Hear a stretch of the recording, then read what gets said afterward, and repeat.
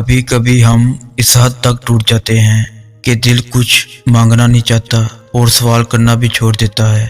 इसकी धड़कन भी महसूस नहीं होती। हम जिंदा तो होते हैं लेकिन जिंदगी के सारे रंग आंखों से बहने लगते हैं और इस दुनिया का हर इंसान आजमाइश बन जाता है।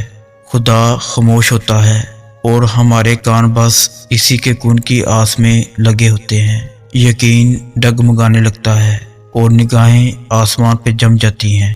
वसवसे घेर लेते हैं और इंसान मायूस होने लगता है। दर्द के बादल झड़ते ही नहीं और आंसुओं की बारिश थमती ही नहीं। वक्त हमें जवानी में ही बूढ़ा करने लगता है और हम गहरे सदमे में किसी पागल इंसान की तरह बेखबर, बेफिक्र, बेहाल और बेसुकून वजूद को लिए बस जिए चले जाते हैं। इसको जीना नहीं कहते, उसे मरना भी नहीं कहते और इन दोनों के दरमियान रहना अज़ियत के सिवा कुछ नहीं होता।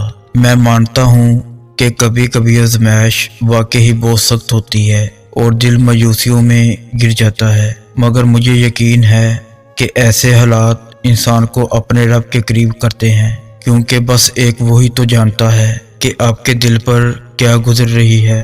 तो बस मुतमईन रहें और उस ज़ात पर भरोसा रखें जो दिलों के हाल से बखूबी वाकिफ है। देखो, जिंदगी में बहुत बार ऐसा होगा कि तुम्हारा दिल किसी चीज की शिद्दत में ख्वाहिश करेगा और बहुत बार ऐसा होगा कि वो ख्वाहिश तुमसे दूर चली जाएगी। तब इस मुकाम पे तुम्हारी बेबसी का गवाह तुम्हारे सिवा कोई ना होगा।